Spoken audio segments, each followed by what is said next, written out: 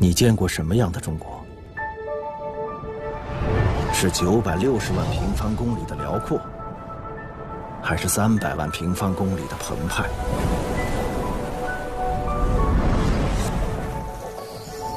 是四季轮转的天地，还是冰与火演奏的乐章？像鸟儿一样离开地面，冲上云霄，结果超乎你的想象，前往平时无法到达的地方，看见专属于高空的奇观。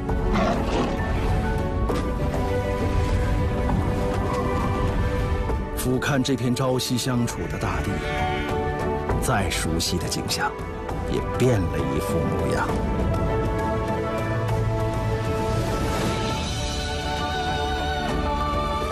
从身边的世界到远方的家园，从自然地理到人文历史，50分钟的空中旅程，前所未有的极致体验。从现在开始，和我们一起天际遨游。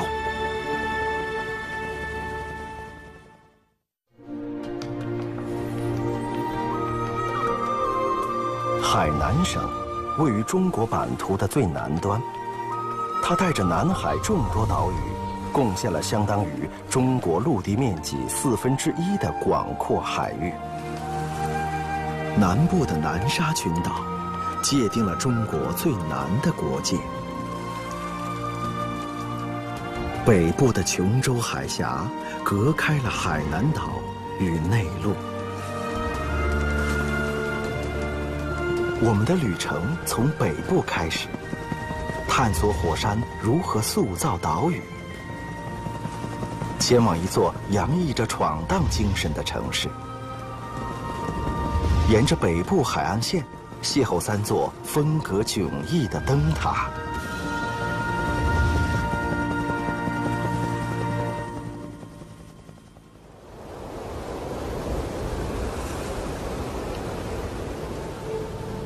这是一条30公里宽的海峡，它的南岸是中国第2大岛海南岛。海南岛本来是内陆的一部分，6000万年前，地壳运动让部分陆地下陷，海水淹没了这里，形成了古琼州海峡。伴随着塌陷和海峡形成，火山开始喷发。火山喷发物不断堆积，海南岛北部的面积随之扩大。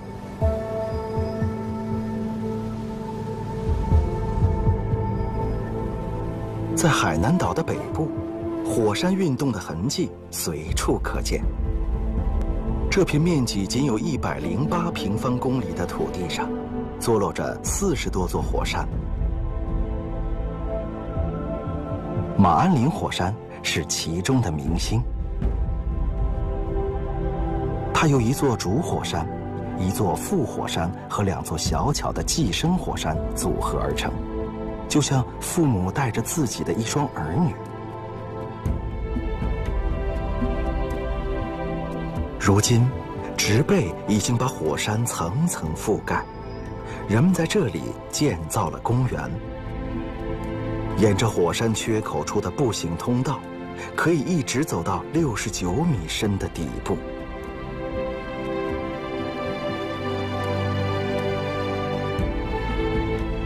大约在13000年前，马鞍岭火山完成了最后一次喷发，随后陷入沉寂。但不能小看它的威力，这是一座休眠火山，没有人知道它会在什么时候醒来。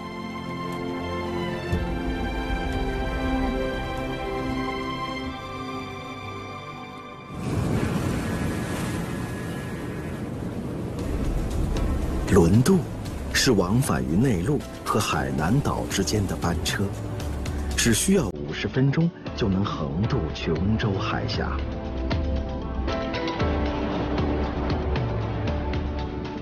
这是一艘载重量超过4000吨的轮船，除了汽车和旅客，船舱之中还有一列跟随它渡海的火车。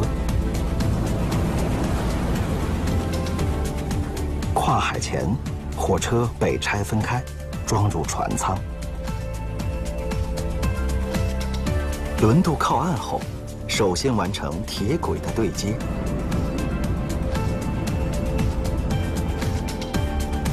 接着，列车车厢被拉出船舱，重新组接成完整的火车。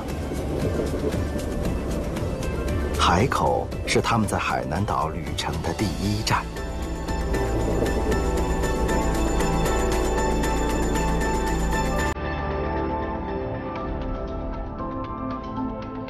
海口是海南岛离内陆最近的城市，90%的进出岛货物都在海口中转。全岛最大的淡水河南渡江从这里入海，海口因此得名。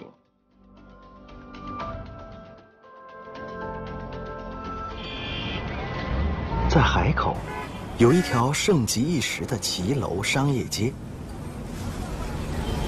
，1楼是店铺，2楼以上是人们居住的地方。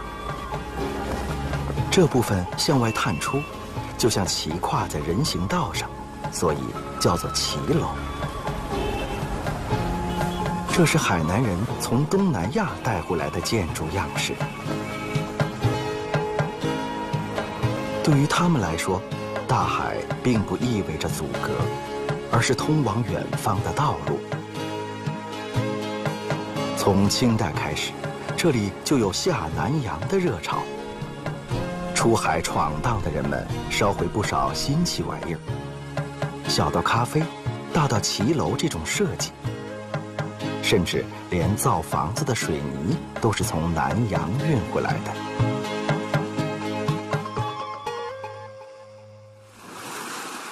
闯荡南洋的人们脚步未远，从内地驶来的轮船已经响起靠岸的鸣笛。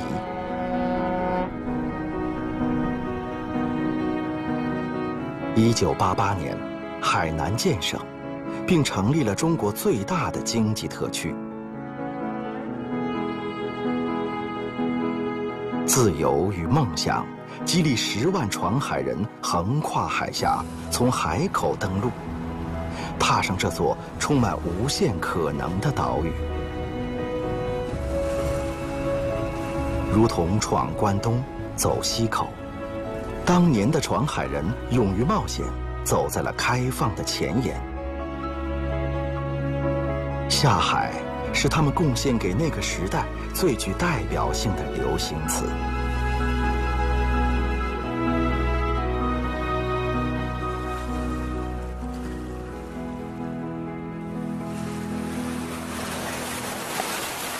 即便是最靠近陆地的地方，海洋的力量也不可小觑。北部是海南岛最凶险的海岸线之一，灯塔成为航海人最愿意看到的老朋友。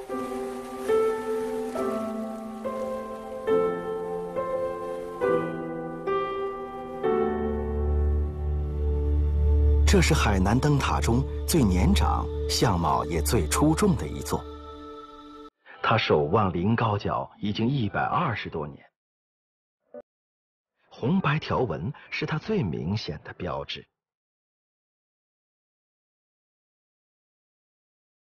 临高角灯塔见证了不少历史。1894年，法国人为了控制琼州海峡而修建了它。50多年后，解放军在临高角艰难登陆，解放了海南。激战过后，灯塔如旧，但海南已经成为一个全新的世界。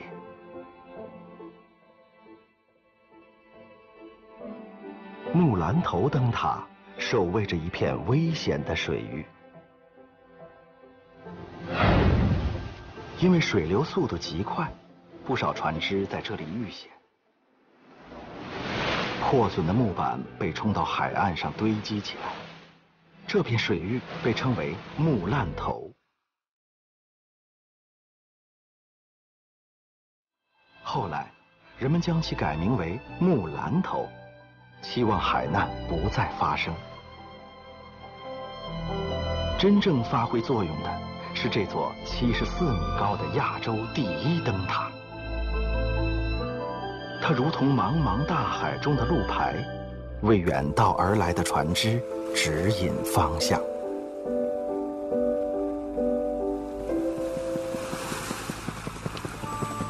追寻一座岛屿和树木之间的奇妙缘分，平凡的椰子有着最传奇的身世。貌不惊人的红树林在绝境中力挽狂澜，退潮后加入螃蟹和鸭子的队伍，与他们一起重新发现海滩。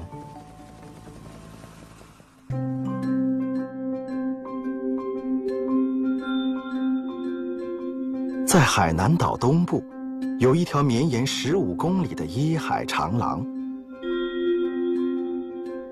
，200万棵椰树演绎了极致的椰岛风情。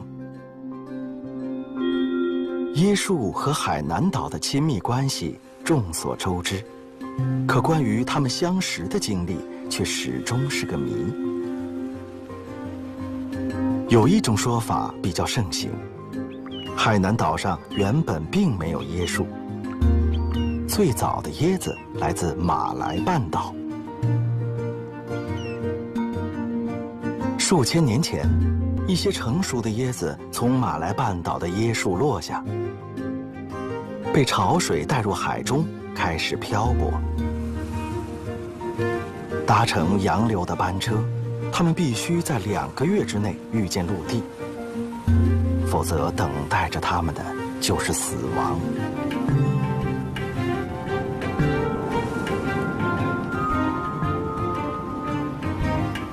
这样艰险的旅程失败了很多次，直到某一颗椰子率先登陆了海南岛。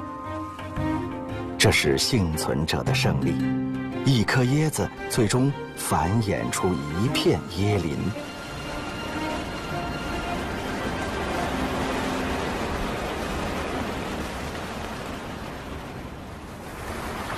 告别椰林，继续向前，海水逐渐接管陆地。我们惊诧地发现，一片树林生长在海水之中。这片树林聚集了不同品种的红树科植物，它们或许是自然界最名不副实的树木，明明是绿色，却叫做红树林。其实，这些树木富含一种叫做单宁酸的特殊成分，树干或树枝断裂以后，便会氧化成红色。更不可思议的是，红树林已经习惯了海水的包围。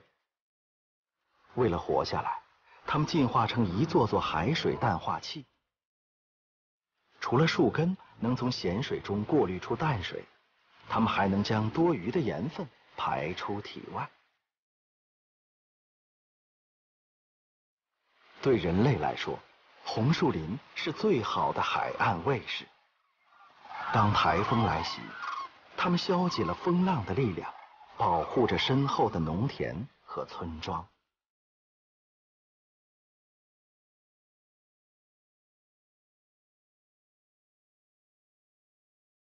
红树林还有一批忠实的拥护者。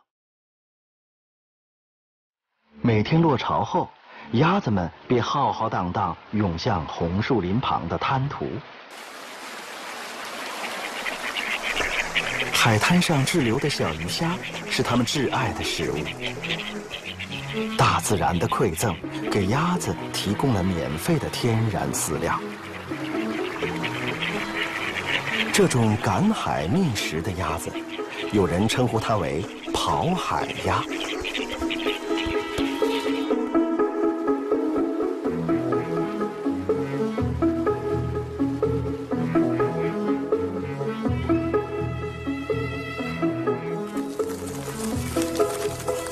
寻求美食的道路从不孤单。退潮后，和尚蟹也开始扫荡海滩。并不是所有的螃蟹都只能横行，和尚蟹就很擅长向前直走。平均重量只有2克的身体，让它们能够迅速移动。它们喜欢集体出行，这样看起来更像是一只庞然大物，可以吓唬一些胆小的捕食者。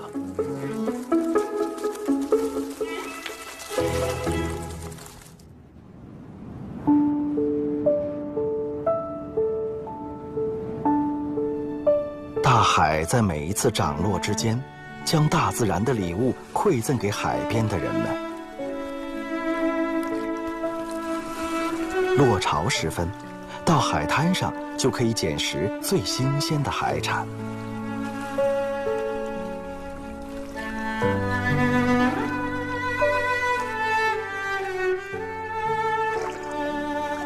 潮水退得越远，留给赶海人的沙滩就越多。熟悉地形的渔民甚至可以下到数百米外的海滩上采贝。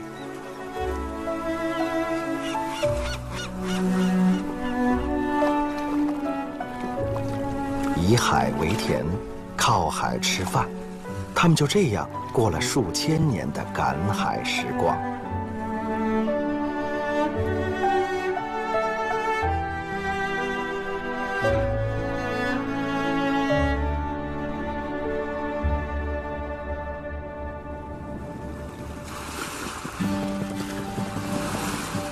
从古老的渔村到度假天堂，不断变化的风景里蕴藏着海南更新迭代的故事。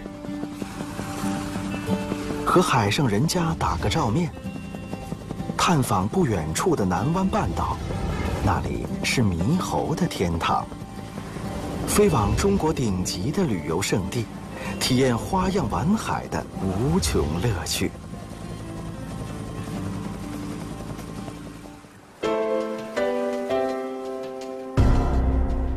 这里原本只是一个小渔村，博鳌正是鱼多鱼肥的意思。2002年，第1届亚洲论坛在博鳌举行，亚洲各国的政要、商人和学者齐聚于此。之后，这里被确定为亚洲论坛的永久举办地。博鳌一夜成名的传奇，至今为人乐道。从渔村一步跨入现代城市，海南的许多地方都经历了急速的升级换代。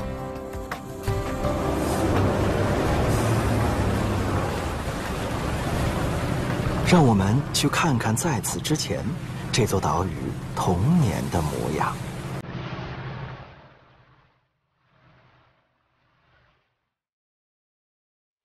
海南的大多数旅游地，原先都是这样的小渔村。新村港是疍家人世代居住的港湾。疍家人是沿海地区水上居民的统称，数千年来，他们靠海为生，以船为家，从不上岸生活。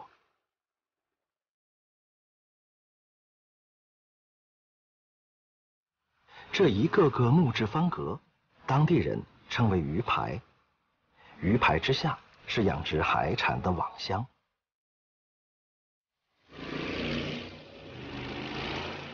今天的疍家人以养殖和出海捕鱼谋生。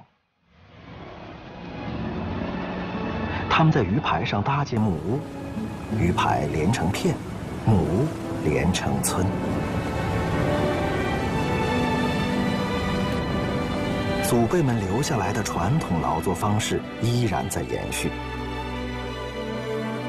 只是如今一些疍家人不再漂泊海上，他们上岸建了房子，过上了海上劳作、岸上生活的日子。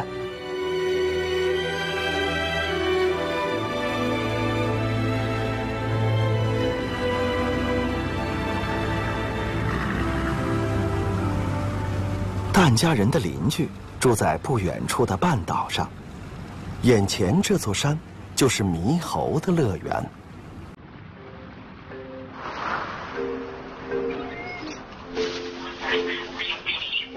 南湾半岛生活着上千只猕猴，它们分成24个群落，每群猴子都有自己的专属领地。每天下山，不同的猴群路过对方地盘时，总要打上一架。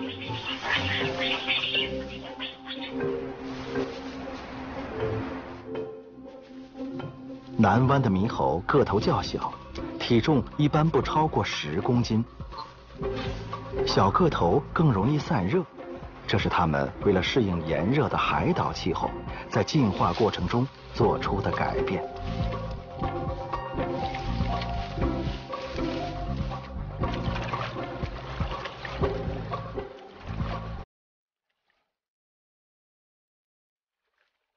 中午时分，猕猴们纷纷下水避暑。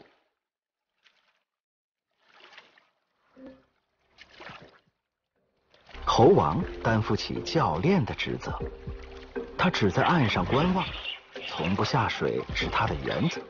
毕竟湿漉漉的毛发实在有失猴王的威严。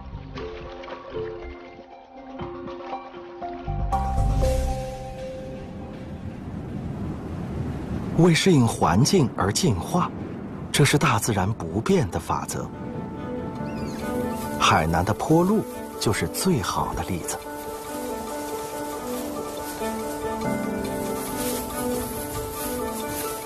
从名字上看，很多人会以为坡鹿生活在山坡上，可在海南方言中，坡是平地的意思。这是一种生活在平地的鹿，它们拥有敏锐的视觉和听觉。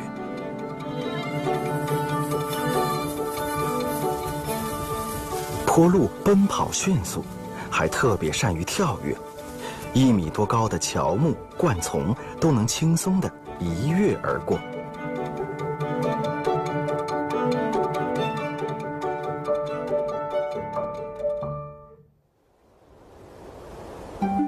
往南飞行，逐渐靠近海面上的一座小岛，热带岛屿的风情扑面而来。向往蜈支洲岛的人们很多是潜水爱好者。这里拥有极为透彻的海域，海水的能见度有时能达到20多米。初学者经过培训之后，下潜到10几米的深处，海底的世界便一览无余。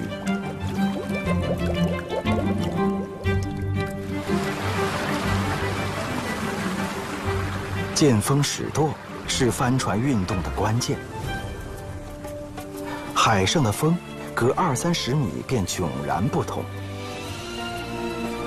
有人喜欢风力条件上乘的岸边环境，有人愿意纵向深海以躲避大浪。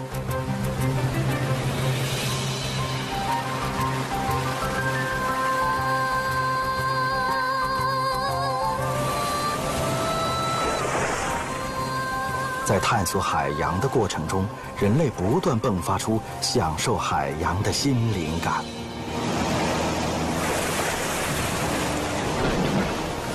玩海的方法层出不穷，海面之上可以随心所欲地绘画。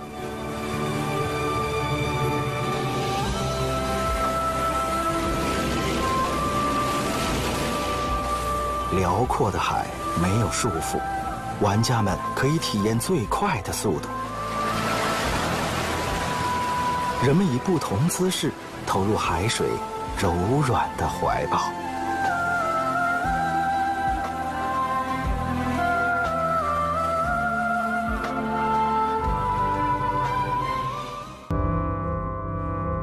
你见过什么样的中国？是960万平方公里的辽阔，还是300万平方公里的澎湃？是四季轮转的天地，还是冰与火演奏的乐章？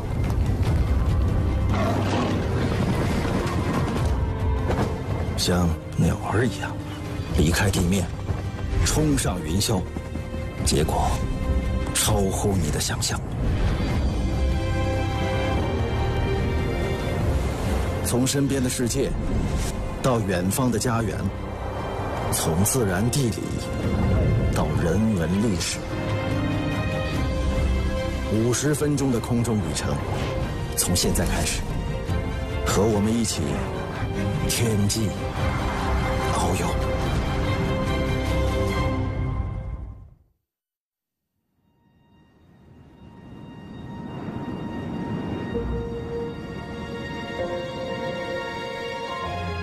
一些前往三亚的航班，在降落前首先会在这里绕行。108米高的南山海上观音是全球最大的观音像。在环绕飞行之后，飞机将停在往东23公里的凤凰国际机场。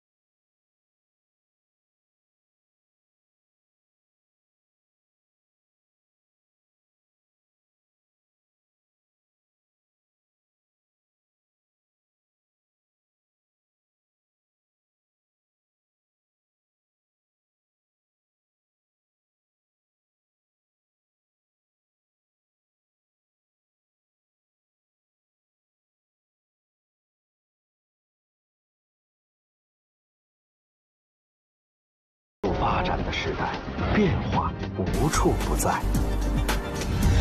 人们需要加快脚步，才能抓住涌动的财富契机。同一片土地上，另一群人却慢得出奇。他们不远万里来到这里享受假期，只为了寻得片刻宁静。这就是属于三亚的双城记。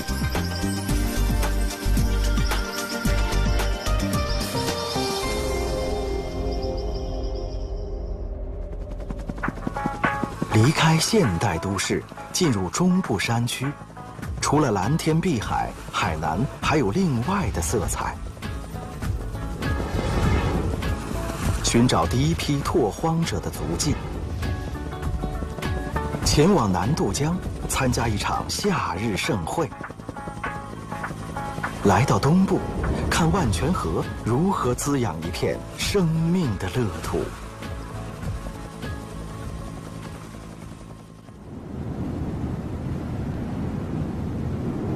海南的中部分布着大片山脉，它们占据了岛屿1/4的土地。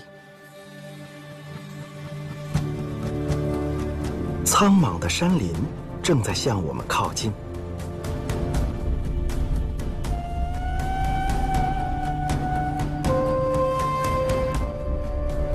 这是一片由次生林和人工林组成的森林海洋。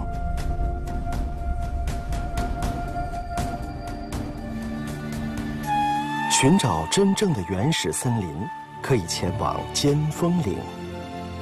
这里保存着中国为数不多的原始热带雨林。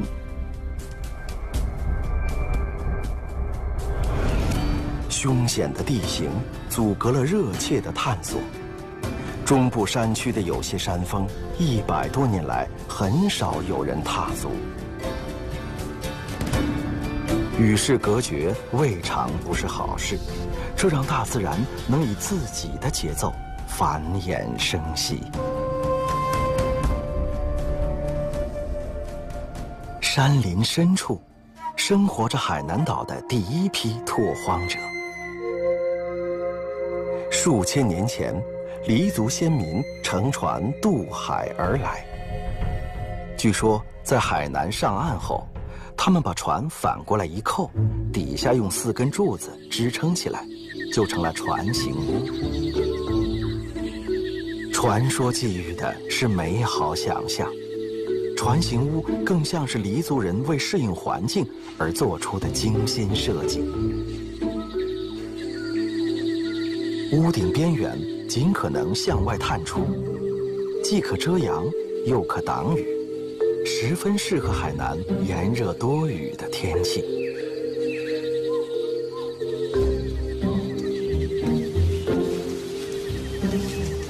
采槟榔是黎族人擅长的高潮技艺。人们常说，黎族的阿哥爬树比猴快，爬的就是槟榔树。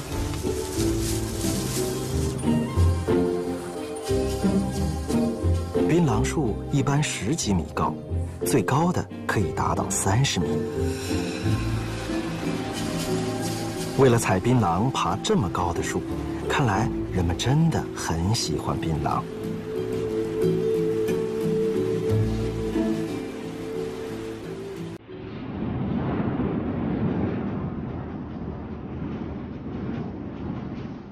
黎族人原先以采集、狩猎为生。漫长的岁月中，他们学会了精耕细作。牙湖梯田见证了这种生活方式的转变。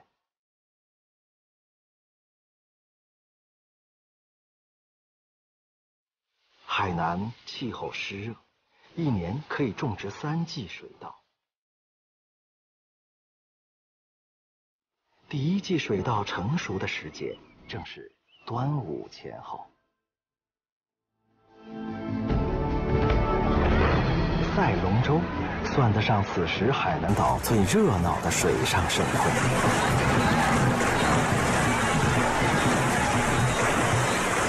澄迈当地参赛的龙舟手大多是渔民，他们将和专业运动员同场竞技。赛龙舟不是花哨的表演，速度是它的最大看点。最快的龙舟每秒可以前进4米。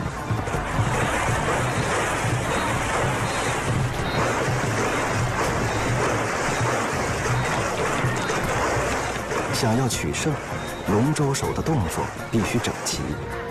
只有当2侧的划桨同时用力，龙舟才能保持直线前进。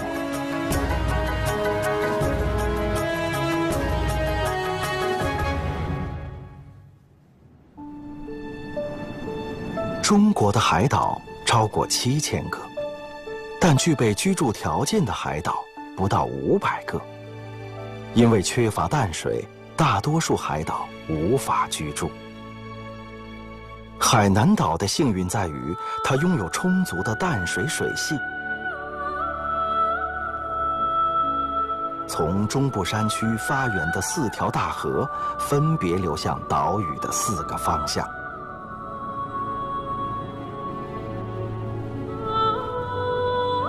其中，万泉河在海南东部冲击出一片片沃土，造就了海南最大的粮仓。上天并非总是眷顾这里，偶尔它也会发脾气。因为处于台风走廊的入口，海南东部一年要接受台风2、3次正面袭击。得益于河流的滋养，这里依然成为仅次于海南北部的人口稠密区。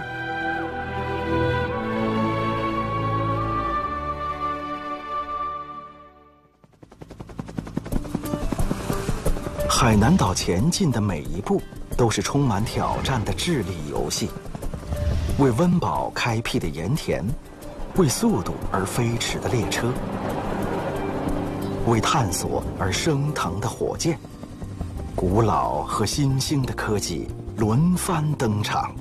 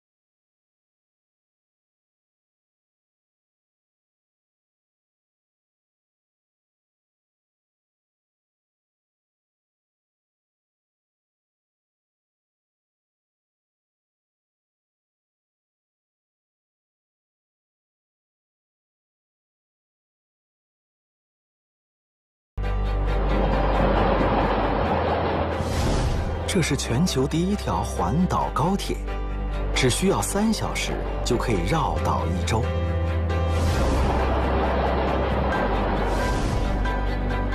海南岛中部高，四周低，人们多数生活在靠近岛屿边缘的平原上。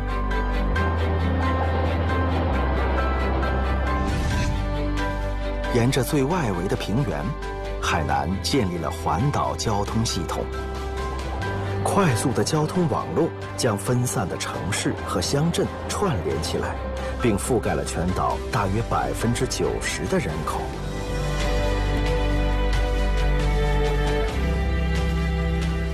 跟随环岛高铁前往文昌。文昌拥有中国最接近赤道的航天发射场。在这里发射的火箭可以更轻松地进入轨道。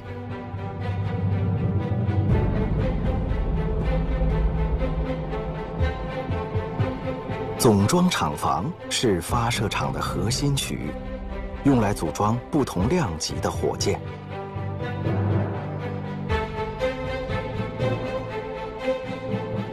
准备发射前，火箭被推送到发射塔架。塔架四周有避雷塔，塔架下是深达20多米的导流槽，用来导流火箭发射时产生的巨大热量。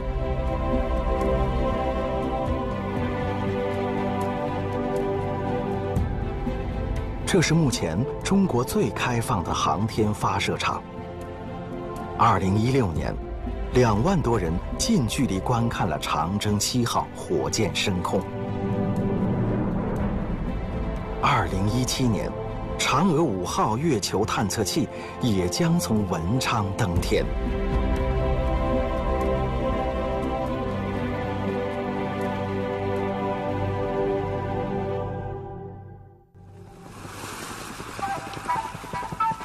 南海的旅程令人向往。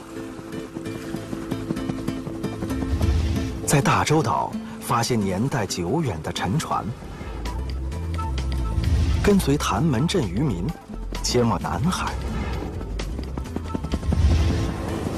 俯瞰汪洋上的翡翠，凝视大海的瞳孔。在旅程的终点，我们将邂逅经验之外的震撼。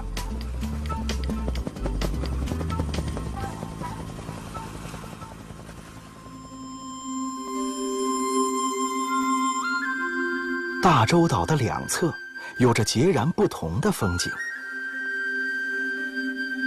一面波涛汹涌，一面风平浪静。这正是所有航海者梦寐以求的天然良港。海南岛是海上丝绸之路的重要补给站，在它漫长的海岸线上，曾经有过不少像大洲岛这样的停靠站。沉没在大洲岛附近的古船，是那段岁月留下的标本。南海之下，还沉睡着许多比它还要大的船只。它们曾经是这片海域上勇敢的开拓者。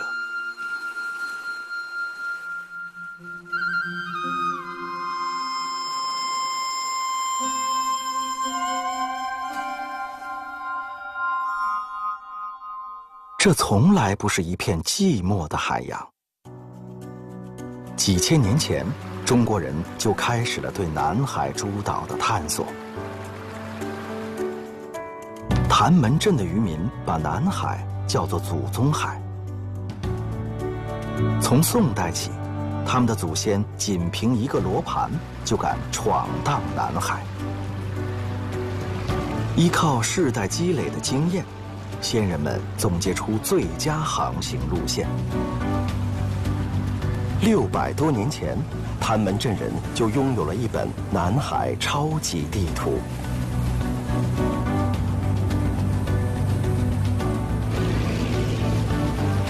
天气好的时候，谭门镇的渔民会带着家中的男孩到附近海域练习潜水。和其他地方的渔民不同，谭门镇人出海捕鱼还有一项特殊的本事。他们可以潜到水面之下的珊瑚礁中捕捞海珍品。据说，最厉害的渔民能下潜到10多米深的海域。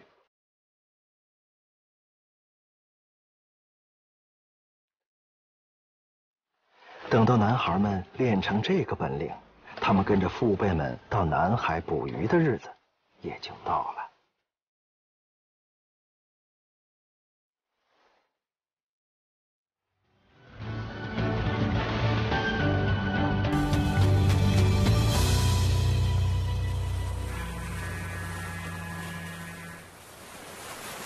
三沙1号是一艘交通补给船，每月4次往返于海南岛和三沙之间。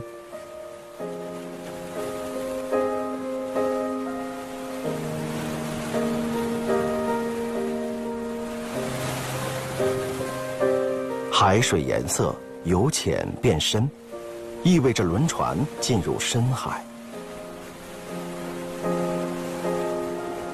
当深蓝褪去，海水再次变回浅色，西沙群岛就在不远处了。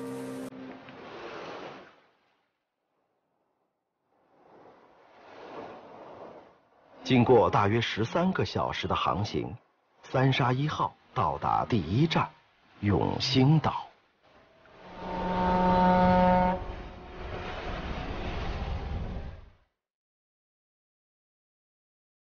永兴岛是三沙市人民政府驻地。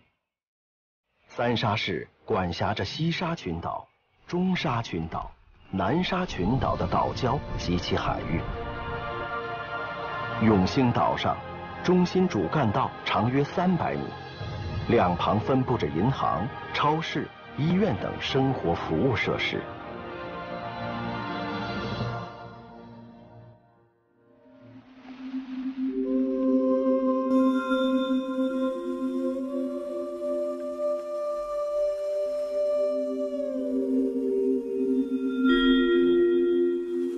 永兴岛北面的这几座小岛看起来并不完全相连，但它们被称为七连屿。这是因为在水面下有一个巨型礁盘拖住了这些小岛，这是它们共同的基座。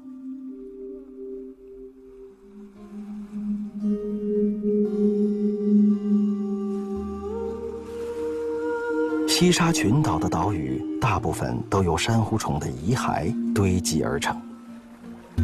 在新陈代谢中，珊瑚虫会分泌石灰质，变为自己生存的外壳。它们聚居在一起，一代代生长繁衍。石灰质不断粘合压实，就成为如今我们看到的珊瑚礁。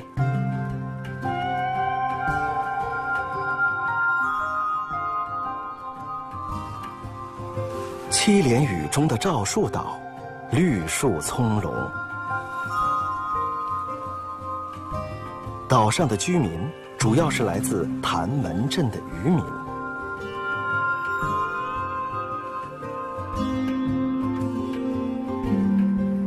赵树岛的基础设施逐步完善，人们安居乐业，并于2009年成立了赵树岛居民委员会。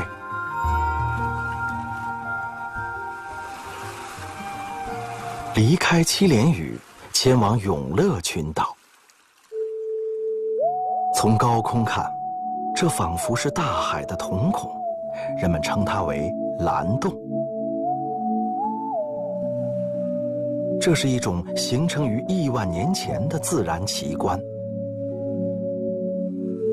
冰川融化后，海水灌满了曾经的溶洞，形成了一个蓝色的深渊。这是目前世界上已知的最深海洋蓝洞，它的深度超过300米。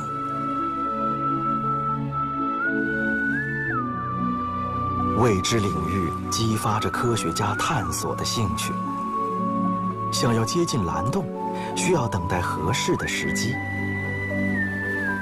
蓝洞四周岛礁密布，人们只有在潮水最高的时候，才能乘坐小船进入。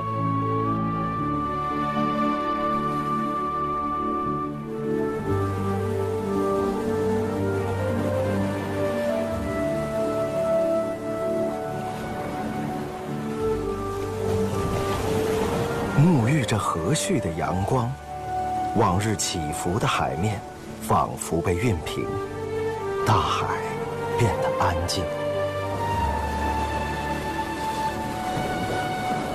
飞行在这片蔚蓝之上，我们可以听到大海平缓的呼吸。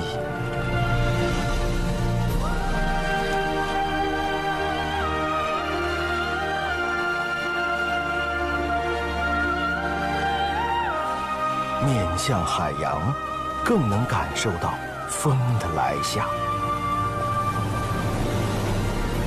一个新的时代正乘风破浪而来，海洋愈加成为中国连通世界的桥梁。